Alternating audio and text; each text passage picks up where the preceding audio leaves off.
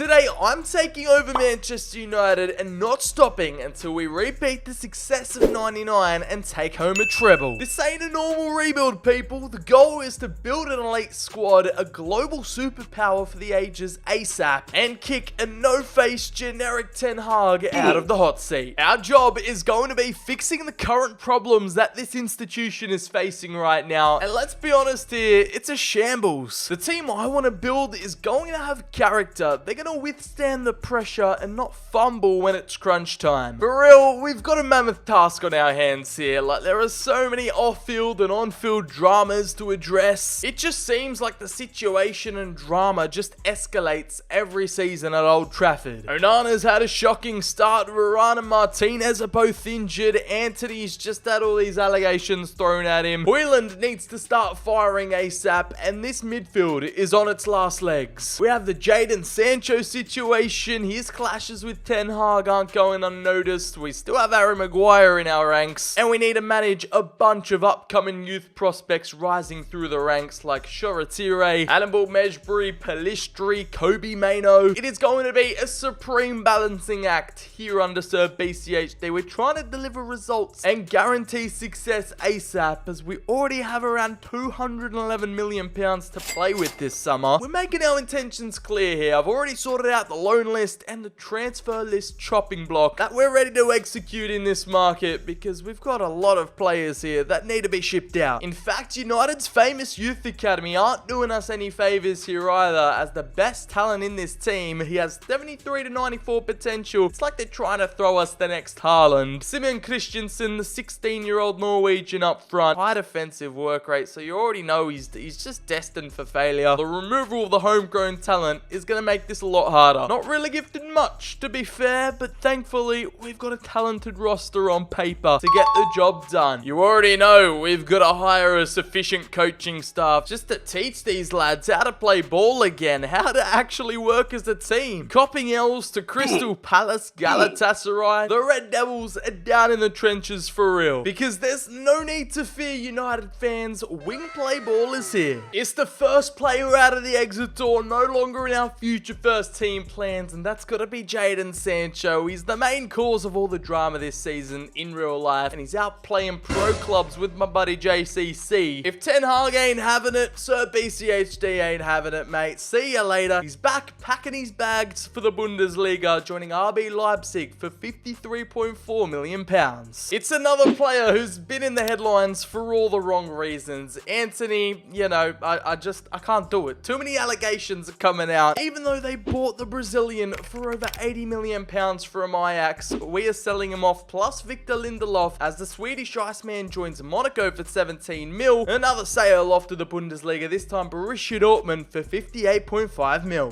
Honestly, what are your guys' predictions about Man United? Is Ten Hag going to last the season? Where are they going to finish in the league? Are they even going to win a trophy? It's all up in the air at the moment. They're going through a difficult patch. But yeah, I want to hear your guys' thoughts about the whole debacle down in the comments below. This one, it's been a long time coming. I still don't know how he's a Manchester United player, but it's Harry Maguire, the most memed on, joked about player in world football. Honestly, I could probably defend better than him, and I've just ruptured my ACL. But here he is. He's off to Spurs as Big Ange picks him up for 12.2. And another club acquiring the services of a previous Golden Boy winner. It's Tony Martial, who's already experienced time away from the club on loan. This time, we're getting rid of him on a permanent basis. It's the Frenchman joining Brighton. The Seagulls splashed £21.4 million. Don't tell me I didn't warn you guys. It is going to be a mega clear out. We got to raise some funds somehow, because we can't rely on the Glazers to give us the decent transfer budget. Just like Ten Hag, it's a Dutchman being shown the door. Donny van der Beek will be making a permanent move to Roma, as it's another man from Ajax who just didn't really get a chance. He's also just a little bit too injury prone for my liking, as we send a bunch of these youngsters out on loan. So with that kind of money lying around in the piggy bank, it only left us with one option. With both Jadon Sancho and Anthony out the club, we needed to go all in on a brand new winger, a new franchise player, a superstar that is going to explode in the Premier League, and that's Kavicka Kvaratskhelia. He's got a game face scan now. He's looking as lifelike as ever, and he'll pick up the brand new number 9 shirt. It's the new Georgian star boy that is predominantly a left winger, but can play on the right, pretty much breaking the bank in the process. Kvaradonna, my guy, welcome to the club. And whilst we have the cash and resources at our disposal, I wanted to make the Sofiane Amrabat deal permanent. The Moroccan is only on loan from Fiorentina, and it's gonna provide perfect depth and backup for Casemiro. I don't know why they made him look like a big tech Andrew Tate in game, and we only had to spend just £22 million on the dot. And with over £260 million still left to spend, we're gonna finish off this transfer window with a flurry. And that's by bringing in a bit more defensive reinforcement and upgrade on Harry Maguire. Now that we've sold off a few centre backs, we've introduced the main man, big boy Bremer, the bad boy Brazilian. He's just a tank. He's got that presence about him. He looks bulked up and ready to go. For £64.3 million, we prized him away from Juventus. Varane isn't getting any younger, and Martinez loves an injury or two. We need a first team United quality 6'2" centre back to drop right in. Honestly, I don't know what Eric Ten Hag was cooking with that Mason Mount signing, spending over £60 million on a Chelsea reject. If he's not good enough for Chelsea, he's not good enough for United. So I've gone for the next big thing. He's one of the most improved wonder kids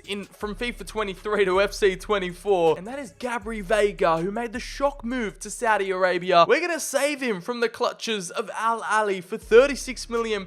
He's taken a pay cut. However, the Spanish maestro could be the key, even though Sir BCHD is getting a little bit touchy-feely down there. An exciting prospect in the middle of the park that is going to guarantee excitement at Old Trafford. To be fair, I've seen more movement at a nursing home than I have with Eriksen in midfield, so I'm glad we have another option. Our final piece of business in this transfer period to rehaul Manchester United, we've gone with a little bit more of a low-key talent. My scouts searched far and wide, and he popped up in my recommendations. That is the Brazilian Lazaro. It's another one-name South American hotshot joining us. Now, I've bought him because his primary position is a left mid, but he can also play at striker, just so he can be a super sub backup for Højlund in and off the bench. And that brings our roster size down to 36. We've executed many, but we've also had some key additions, maintaining enough where we still have over £150 million in the bank. Just want to catch you guys up on all the loans we were able to achieve with Bennett off to Turkey for a year. Diallo's going to head out to Benfica for more game time. Kobe Maino's another one off to Turkey. The Uruguayan Pelistri joining Ronaldo at Al Nassr. And last, finally, I know he's getting game time in real life, but Hannibal Benchbury on paper, in career mode, he's just not good enough yet, so we've sent the Tunisian out to Wolves on a one-year basis. I'm happy with the deals we've been able to conjure so far, as I'm putting my own spin on this United takeover. Here is how the starting 11 is looking, with the only major change being the Georgian international starting on the right. I'm willing to let Wan-Bissaka and Dalot fight it out at right back, and see if Onana could save a Word document in FC 24. So Season 1, show us what you've got. Do your worst. The final dish can't be any worse than what United are cooking up in real life, as we've gotten our hands on our first piece of silverware. The FA Cup was captured in a 2-0 victory over Leicester in the big dance at Wembley. However, it wasn't enough for a treble run as Manchester City take home the title. It's back to the two Manchester clubs fighting for top spot. Our Red Devils come through in a respectable 81 points, runners up. In actuality, it was 2 draws that cost them the league title, but Arsenal and Liverpool make up the top 4, and towards the relegation zone, it is Nottingham Forest, Sheffield United and Luton all going down. On the contrary, in the Carabao Cup, we were eliminated in the quarterfinals to Arsenal 4-3 on pens, and even though we won the FA Cup, like this is just how low United have gotten. This is just how low the expectations are. The bar is set in hell for the fans at this club now, because we're having an open top bus parade for winning the FA Cup. Ten Hag's won the Carabao and people went crazy, but I don't think they should be partying this hard for one piece of domestic silverware, and it's not even the Prem. The Champions League saw our noisy neighbours win that one, 2-1 against PSG. Our progress in the comp, United currently sitting bottom in real life, but they made it out second alongside Bayern Munich, and then actually knocked out Barcelona 3-1 on aggregate in the quarterfinals, progressed past Borussia Dortmund, and then it was heartbreak against PSG in the semis. Imagine a Manchester derby Champions Champions League final in Season 1. That would have been insane. It wasn't to be, as we've got to touch base and check in on how this new revolutionised look Manchester United are doing. The top goal scorer was in fact Marcus Rashford, who's regained that 22/23 season form. 29 goals and 7 assists, but what a turnout from Rasmus Højlund. He's going to get his comparisons to Haaland. He's got a lot of weight on his shoulders, but 27 goals and 2 assists. That is no flop. Our Danish star boy is coming through with some heat as Kavicka Kvaratskhelia, 25 goals and 8, pretty much played every single game of the season. No one is stopping him as he creeps towards that world-class 90 rating. Bruno Fernandes doing his thing in the middle of the park. El Capitano, the Portuguese Magnifico, the only player with double figures in both departments, but a player who really impressed me was an aging Eriksen. He's fighting hard to keep his spot in the starting team. Casemiro doing bits. Lisandro Martinez from the back with 9 goal contributions, which is scary. Mason Mount playing his part. We've successfully converted Lazaro into a backup second choice striker, and a player who's caught me off guard has been Aaron Wan-Bissaka, who's made that right back spot his own. And Onana actually has hands in this career save as our Cameroonian shot stopper with 15 clean sheets. The 2 old dogs, the veteran of the squad, Tom Heaton and Johnny Evans, we're letting their contracts run down, and they'll be leaving the club with immediate effect. We also have to thank this gun coaching staff we've hired behind the scenes. We're slowly but surely hiring elite coaches in every department, and it's paying off. It feels like the Chelsea rebuild all over again with the number of wonder kids we have out on loan spells, but our biggest growers were Charlie McNeil and Shola Shoretire at West Brom, who both respectively got +4 upgrades. We take those. Top 4 runners up in the Prem, a piece of silverware, and an extremely deep Champions League run at the first time of asking. Things are on the up here, and we just might have turned the corner at United. Finally, we've gotten rid of the toxicity, and we can just focus straight ahead into Season 2 with tunnel vision. Don't get it twisted, we've still got coaches to hire, contracts to renew, wage increases to account for, as we're still gifted with a comfortable 290 million to go wild with. Hey look guys, Mason Greenwood's back from his loan spell.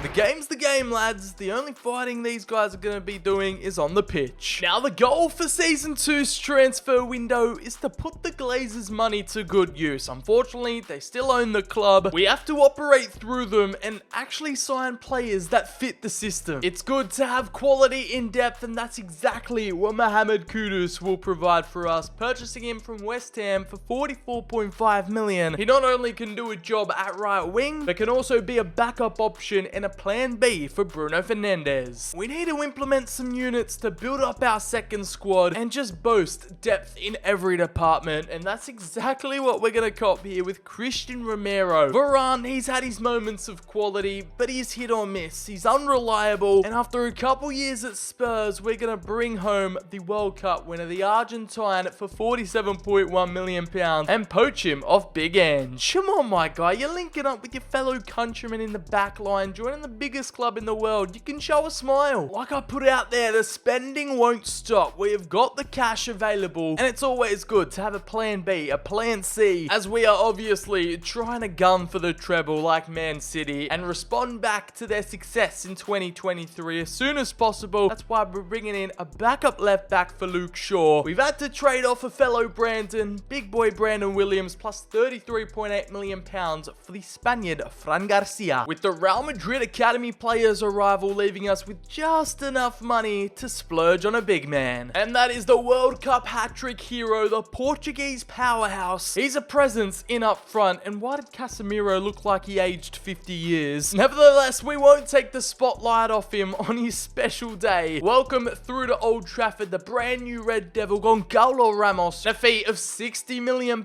was enough to give it the green light, and I know what you're thinking. What's going to happen to Højlund? He's still going to be fine in the back of the net, firing on all cylinders up front, but we got to provide him with a bit of that healthy competition to push him towards greatness and fulfill his potential. Hobby Maino again, he'll be joining the Blades at Sheffield for a year. I'm hoping Brighton can pull through and make Facundo Pellistri a world beater. The Uruguayan kid, he's been showing some real signs of promise in real life as Amad Diallo again. He'll be headed out this time to Newcastle United for 2 years, and despite a promising loan away to Wolves, we've sent Hannibal Mesbury out again again to West Ham for a year as Shola Shoretire joined Southampton. The three musketeers, the three English lads, Will Fish, Daniel Gore and Mick Neal will all be spending time away from Old Trafford. I'm over the moon about our progress, and we could really challenge this season with the kind of depth we have in the second team sheet, making Bremer vice captain. The boulder shoulders, the hunchback, it's just got captain material written all over him. The Champions League draw is here, and for season 2 we get drawn out of the pot. We're handed a decently difficult group here, Group G, alongside Leverkusen, Marseille and Malmo. We activated demon mode this season because that has been one of the most one-sided title races I've ever seen. You've got the rest of the pack with the teams from 2nd to 7th within like 3 points of each other, and then there's us just cruising away at the top with 85 points. English champions for the first time since 2013, and going back down is Brentford, Brighton and Southampton. After all that dominance, we didn't launch the season off too well with a loss on penalties to City in the Community Shield and no FA Cup final appearance. We aren't going to defend our title as we were eliminated really early on in round 3 to Wolves. It's Pep citizens giving us another reality check again, reaching the final with the Carabao and losing 1-0. Continentally, things couldn't have gone better with an 100% record in the group, finishing top with 18 points, and then, yeah, shock elimination in the round of 16 to Roma on penalties, who eventually went on to lose 1-0 to Man City in the big dance. Hey, I guess we've got something in common, but we also stopped them from winning another treble. They're Premier League champions, but not quite treble winners yet. We're checking in on all the end of season stats, of course, to get the wrap up, and it's Kvaratskhelia, Kvaradonia on top. Him alongside Marcus Rashford, both with 25 goals, and the wing play tactical vision is really getting the most out of their game. All of our attacks pretty much flood through them, and therefore they're contributing the most as Bruno Fernandes with 18 goals and 9, the captain coming through alongside his countryman Goncalo Ramos, who was okay, I didn't intend for him to take over the striking spot, but Rasmus Højlund, they're both on an 86. With 18 goals between them, that relationship's going to develop nicely along the years, as Amad Diallo actually had an impressive loan spell away at Newcastle, and Christian Eriksen is still in charge of the engine room at 33. And whilst Gabri Veiga had a breakout campaign, 7 goals and 1 assist for the Spaniard, Mason Mount, who's given me good reason not to sell him in season 3, and Mohamed Kudus, who's just operating in the background with 3 goals and 3 off the bench. I've seen goalkeepers get assists, but not 3. Andre Onana reviving his career under Sir BCHD. It must be all those coaches. The loan carousel continues with our best performer away being Kobe Mainoo at Sheffield. He earned himself a +5 overall upgrade. We've taught the boys what it's like to win. They're developing that champion's aura, and you can smell success right around the corner. But in the modern day, to win the treble, it's going to take a gargantuan effort in season 3. With our starting transfer budget being a whopping 250 million, the board are consistently backing us. I'm a fan. We all know it's a common phrase in pretty much all sports: defense wins your championships. And that's the exact kind of philosophy I'm thinking of here when pulling off this move for Ronald Araujo. We managed to sneak him in on a quote-unquote cheap deal, but the Uruguayan, fresh off the plane from Barcelona, as we dropped a cool 9 figures, £100 million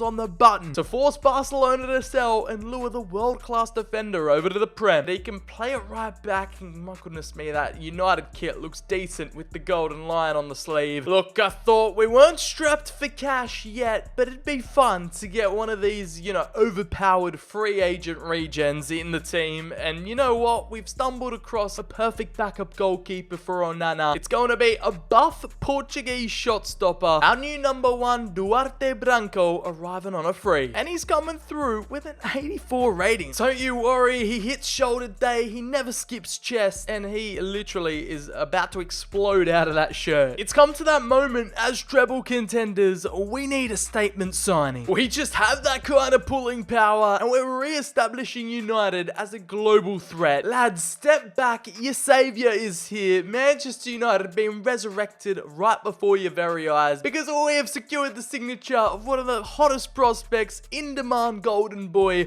of the era right now. It's Jude Bellingham. He counts as a homegrown talent. He's returning to the big leagues to play in the Prem for the first time, and for a whopping amount, £131 million, plus Mason Mount headed the other way. It's going to go down as one of the most expensive signings I've ever pulled off in rebuild history, but it's the sacrifice I'm willing to make bank in order to construct these treble titans. We used every single last penny to make that one happen. We've drained the transfer budget dry. That midfield three, damn, that trio, it's a dream. We're about to run circles around the competition and I can't wait, but we've got to cover a couple of low-key loan deals going on, including Kobe Mainoo again, who is just probably never going to break into that midfield three, but should come back from a Fulham loan spell rejuvenated, like the Hannibal hat-trick of loans, because Medjbury is out to Leicester City on a one-year deal. It's that time, our Champions League group, we've been drawn out of the hat and we're involved with Napoli, PSV and FC Midtjylland. We might be in for some good news, because at the end of season awards, it's Marcus Rashford who's gone on to win the Player of the Season trophy. It's the first time I've actually seen that cutscene or gotten it in one of my saves, so it's cool that it's happened in a rebuild. It's not only the individual awards, but the team trophies we're taking home, because the boys have gone back to back. United are Premier League champions again. Sing it loud and proud. Beating Newcastle out the runners-up with an 11-point margin. We proved ourselves time and time again and definitely rose above the rest, because it was Leicester, Coventry and Luton all getting relegated to the Championship, and meanwhile in the FA Community Shield, the curse strikes again. We just can't win one of these. And over in the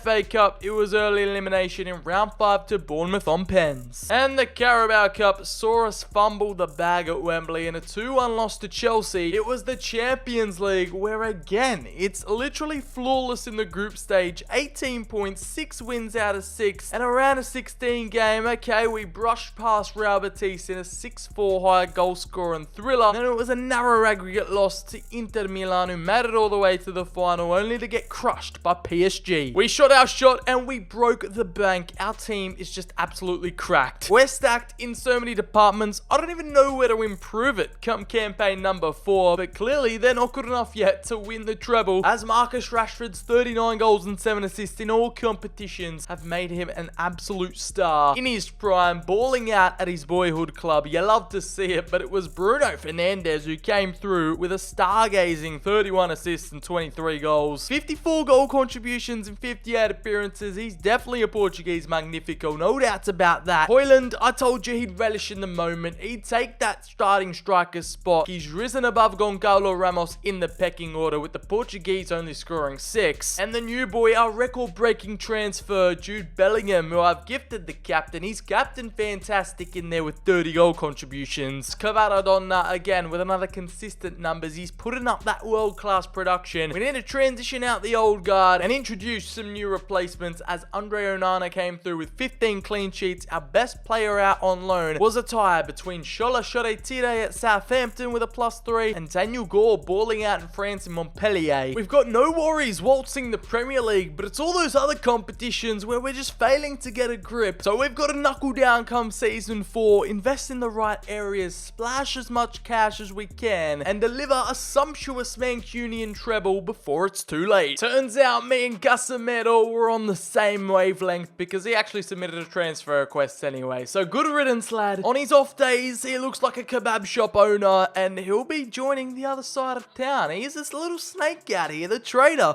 off to Man City for 43.7 million. I'm never going to forgive him for that. There's no need to fear though, ladies and gentlemen. We had our replacement lined up from the word go. As soon as Casemiro entered his early 30s, this name just kept popping up, and I couldn't refuse the Camavinga. Play him anywhere, put him in goal. He can do a shift at left back, but most importantly, he's bread and butter to CDM, sitting in front of the defense, being an absolute engine. He's the heir to the Casemiro throne, and he looks a bit depressed, but for £86.9 million, the Frenchman strolls his way to the Prem. His versatility has turned him into a worldwide meme, and I'm loving every single second of it. I didn't want to do it, but we're going through with it just to fulfill the man's wishes. It's Gabri Veiga who submitted a loan request, so yeah, he's off to Milan for the year, but I'm more than happy to call him back if we need him. It ain't a BCHD transfer window if it doesn't involve a swap deal. And that goes for our Eriksen replacement, as we've included him in this deal to bring big old Nick Beans to Old Trafford. The Italian stallion himself, all face scanned up in FC 24, Nicolo Fagioli will become a Red Devil. And I was thinking about going for Sandro Tonali, but I have signed him probably hundreds of times in career mode. So we've opted for his fellow countryman for £56.6 million, Italian plus the Dane headed to Villarreal. He's brushing up like an unhappy camper in the news article title, but welcome to the club, my fellow Italian. Now, when you have the kind of money we have right now just lying around, ready to upgrade a position in the squad, you'll throw it at anything. And that thing or that man will be Alphonso Davies at left back to upgrade upon Luke Shaw. The Canadian arrives for £90 million on the dot. You guys in the comments down below, you've got to let me know. You're usually better at this stuff than I am. Whose regen is this? Sal Giraldo. A scout came through. I can't pass on this opportunity, man. He's a centre forward cam at 91, only 19 years of age. He's languishing in the free agency at £133.5 million.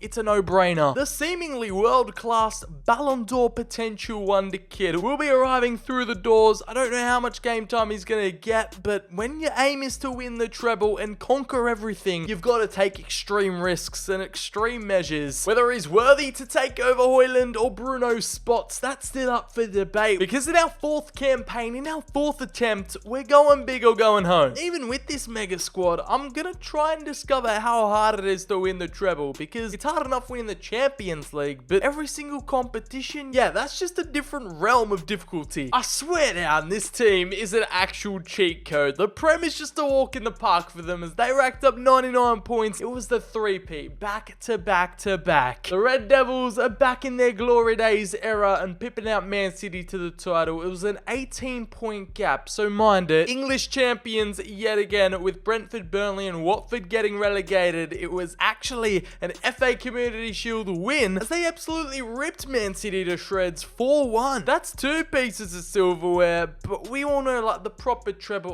would include the FA Cup. And damn, okay, we didn't even make it. Where were we knocked out? To Stevenage in a round 4 replay? Do these guys even take this comp seriously anymore? Now that we won it in season 1, the Carabao went begging too. Oh no, oh dearie me. A loss on pens to Charlton Athletic. I mean, I've seen it all. However, this has presented me with a dilemma. Do I play this Champions League final 2027 up against Real Madrid? It'd almost be destiny to complete the legacy, to complete the treble. It's still 3 pieces of silverware at the end of the day. We didn't even come through first. Progressing through in second, absolutely slapping PSV 6-1 on AG, and then against City on penalties. So we got the better of them in the Community Shield and in the Champions League quarters, and then the semis saw us knock out Barca in a 10-goal aggregate thriller to complete the Mickey Mouse treble. And oh my, why? Every time in a rebuild, why does this happen? A star player, of course, is suspended. This time it's Cavaradonna, but let's take a look at the season that was. Campaign 4 on our treble mission, and our top goal scorer was still in fact the homegrown talent, Marcus Rashford. 33-2 for the Academy Devil. He's a real one, alongside Rasmus Højlund up front with 25 goals and 1. The arrival of Giraldo really didn't bother him whatsoever, as Jude Bellingham has slotted a cheeky 30-goal contributions. It's just another day at the office for Captain Fantastic, as Bruno Fernandes came off the high of last time out. Couldn't replicate those numbers, but still double figures in both departments, and it's the suspended man who'll be watching on the sidelines tonight. 28 goal contributions from the gargantuan Georgian. We're gonna miss him. The lads will be playing for him, as Lisandro Martinez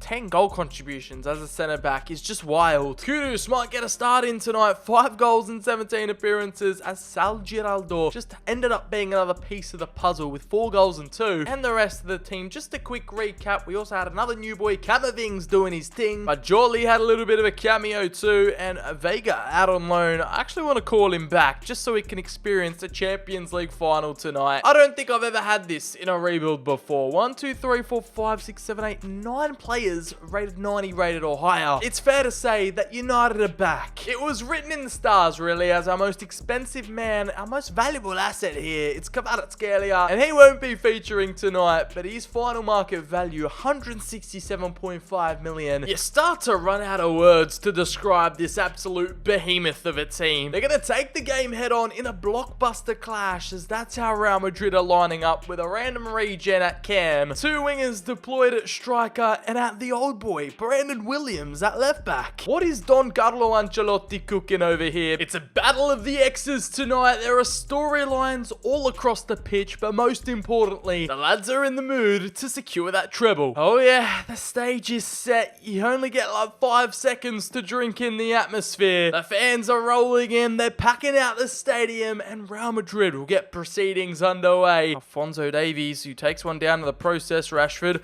on his way to Højlund. They're moving the ball extremely slickly at the moment, and it's Bruno to slip through Højlund. Courtois off his line, and how'd he miss that? Right hand side, and Holozek has found an acre of space here at the back stick. It's the boy we traded away to Real Madrid. He came up through the academy at Carrington, and this is how he repays us, scoring a goal at the back stick, completely unmarked. Brandon Williams, why you gotta do this to a fellow Brandon, mate? Real open the scoring, and Don Carlo is loving life. Oh, he's loving it too, mate. He's not holding back on the celebrations, that's for sure. And Chavez in the box cuts it back. It's Holozek to set up another, and how do you stop that? Chavez, the instant tiki-taka play, and the Spanish outfit double their lead within 20 minutes. Again, it's Brandon Williams pushing forward. They love their fullbacks bombing up to get their third. What was that type of clearance? And Onana to the rescue to stop it from being 3. With Kudus of all people, they're going to link up on the opposite flank, and Marcus Rashford with all his pace. He's got no one in the middle. He has to take them all on. He cuts it back to Kudus. Oh, the defense. It's all over the place here. Rodrigo squared across, and Chavez misses a sitter. Holozek into the path of Lisandro Martinez,